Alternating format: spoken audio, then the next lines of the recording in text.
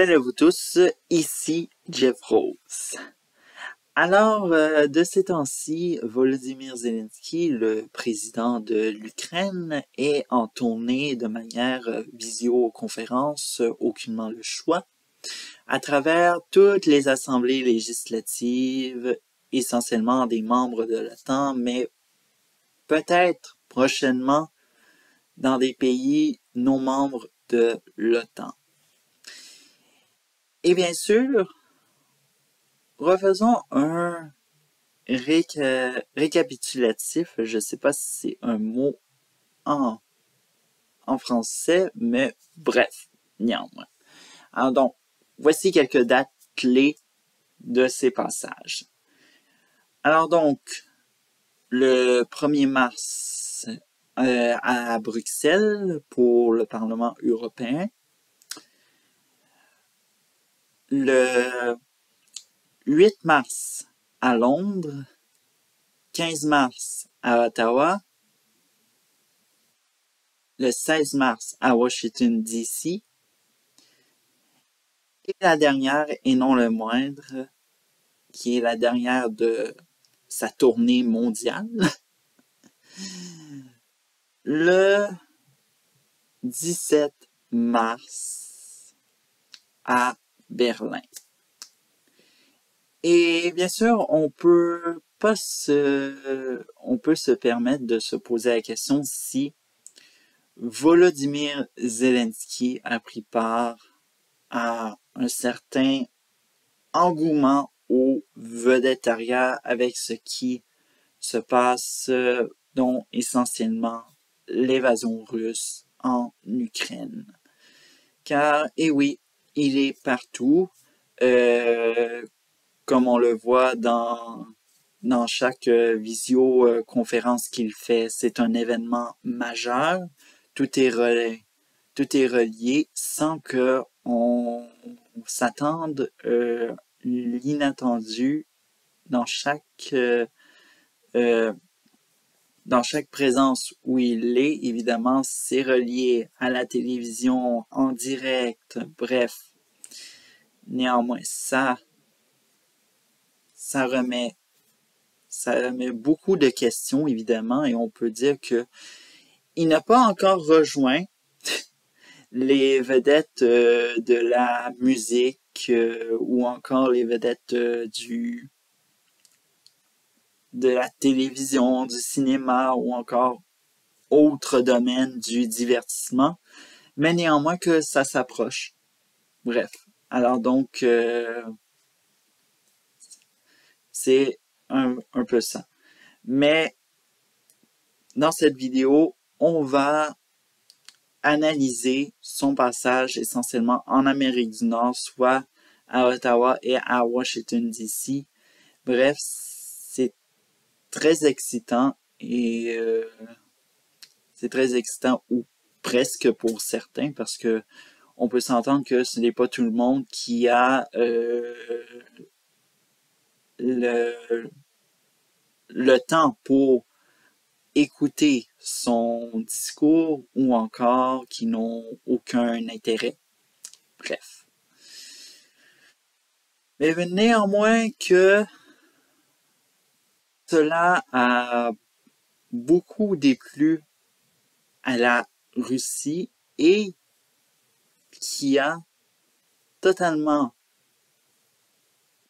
banni, Vladimir Poutine a banni de son sol russe le fameux Justin Trudeau, le premier ministre canadien, et tous les membres du Parlement canadien.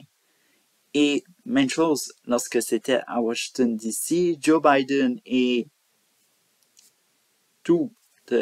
et certains et autres aux États-Unis ont été bannis du sol américain.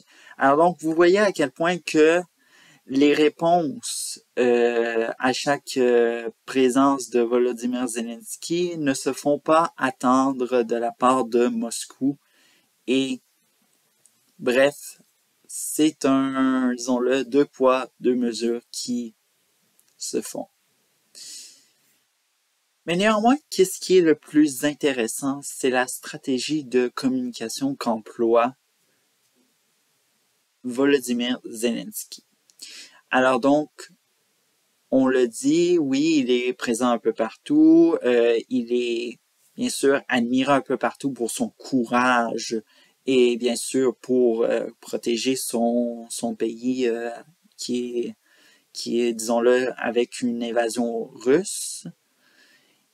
Et bien sûr, malgré les tweets assez, disons-le, charmants de traduire dans la langue et tout ça, il y a la tactique, disons-le, féroce ou chantage émotionnel. Soit, rappelons-nous cette vidéo de Paris sous les bombes qui était des effets spéciaux. Alors donc, qui a dit qu'un effet spécial ne pourrait jamais être aussi réel que ce soit. Alors donc, évidemment, on a pris Paris parce que c'était la ville la plus, disons-le, la plus reconnue dans le monde, il ne faut pas se mentir. Mais évidemment, dire que ce sera prochainement en Europe, ça s'annonce de mauvais augure. Pas parce que c'est certainement, mais c'est avec le climat que emploie Kiev pour obtenir ce qu'elle veut. Bien sûr, il y a aussi les discours de chaque pays, évidemment. Volodymyr Zelensky adapte son discours à chaque pays qu'il visite. Alors donc, bien sûr, on va analyser ceux de son passage en Amérique du Nord, soit celui au Canada et aux États-Unis. Alors donc, évidemment, Canada, on a eu imaginez-vous, Vancouver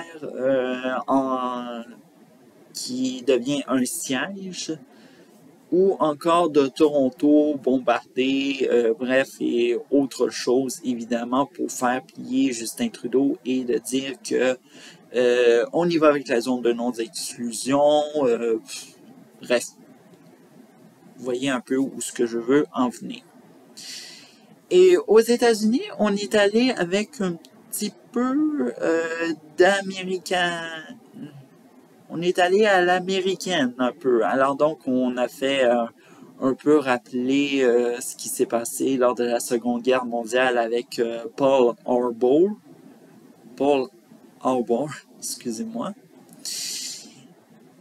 Et bien sûr, il a cité le fameux I Have a Dream de Martin Luther King. Bref, où on va? Est-ce que c'est des tactiques pour faire plaisir, de plus en plus de l'émotion?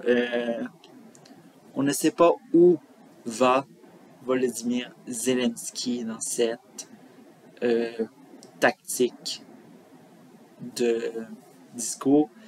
Et au final, à chaque fin, on a un célèbre, toujours ce statu quo qui est que c'est non. À la limite qu'il faut comprendre que, évidemment, que ce soit l'Occident, l'OTAN ou le bloc de l'Ouest, utilisez le mot que vous voulez, vous en avez 3 choix, maintient toujours cette patience et cette patience pour contrer le conflit mondial que ça pourrait mener. Alors donc, évidemment, on peut se poser la question, cette limite de cette patience, elle pourrait être franchie quand? Évidemment. Alors donc, on a eu bien sûr le fameux exemple de la Pologne qui a voulu distribuer des avions chasseurs de l'époque soviétique hors commande qui a été rapidement annulée. On pourrait presque dire que ça aurait été une allumette offerte par la part de Varsovie dans cette commande qui aurait pu entraîner le fameux conflit. Mais bref, évidemment, ce qui est, disons-le, où on dit un certain nom, c'est dans la zone de non, dans la zone d'exclusion aérienne. Évidemment, cette qui est de banaliser l'aviation russe militaire, évidemment, pour que les missiles arrêtent de tomber dans toute l'Ukraine. Évidemment. Alors donc, l'OTAN dit non. Après un premier non, bien sûr, l'Ukraine, Volodymyr Zelensky s'est pris dans une colère d'enfant gâté. Quoi de mieux dire comme réponse? La collaboration de l'OTAN, ça aurait pu s'arrêter là. Mais évidemment, avec tous ces adressements à travers toutes les assemblées législatives, comme je l'ai dit au début, cela entraîne une mission de charme, mais là, c'est encore un échec. Que la réponse soit claire pour le président de l'Ukraine et comme la diaspora ukrainienne à travers le monde qui pousse les dirigeants de l'Occident à dire oui à la zone d'exclusion aérienne, c'est là où que on s'aperçoit à quel point que dire parler est facile, mais disons-le que dire oui aurait été très fatal. Et c'est là où il faut comprendre où ça peut nous mener. Ce n'est pas parce que on est dans un conflit avec, on peut prendre par exemple la Russie, que la Russie va être du même avis, évidemment. Alors donc, bien sûr, il faut évidemment apprendre à tous les Ukrainiens qui n'acceptent qui l'acceptent pas, eh bien, ils doivent accepter la réalité. Ils sont une ligne rouge à ne pas franchir. Et ça, cette ligne rouge, elle est prévenue depuis longtemps avant ce conflit qu'on vit actuellement, qu'on voit actuellement en Ukraine. Et c'est cette, disons-le, cette situation qui mène. Et puis, bref, on observe évidemment les premières conséquences, évidemment. Alors donc, les ambitions d'adhération, que ce soit à l'Union européenne, donc il y a eu réunion à Versailles, et évidemment, ils ont dit, évidemment, nous allons mettre ça sur la glace pour l'adhération à l'Ukraine à l'Union européenne. Et par la suite, s'en est enchaîné, excusez-moi, de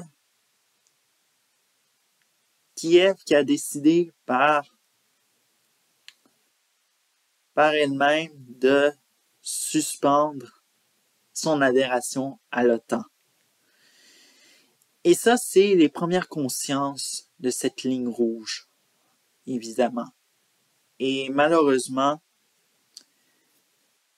Et malheureusement, cette conscience, il faudra que l'Ukraine apprenne davantage sa position dans la géopolitique ou encore où elle est précisément et son rôle essentiel.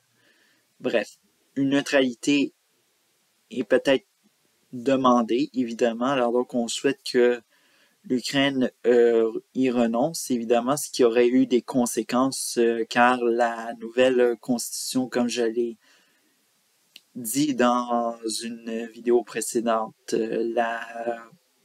la constitution misait sur l'adhération à l'Union européenne et sur l'OTAN.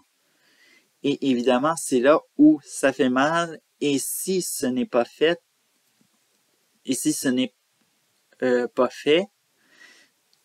malheureusement, ce sera la fameuse échec pour Volodymyr Zelensky.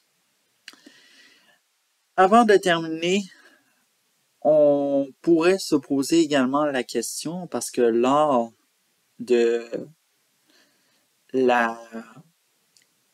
lorsque Zelensky s'est adressé au Congrès américain, aux États-Unis, Netflix a mis en disponibilité la série Serviteur du peuple, bien avant que Volodymyr Zelensky rentre réellement dans la politique.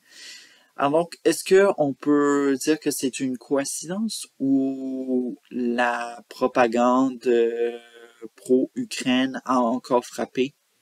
Bref, beaucoup de questions et bien sûr, on peut s'entendre que Volodymyr Zelensky va devoir graduellement arrêter de changer son discours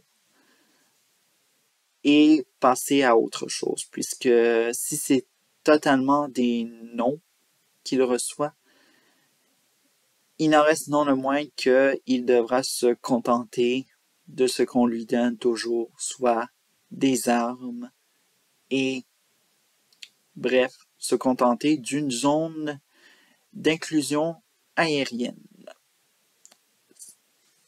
À la prochaine.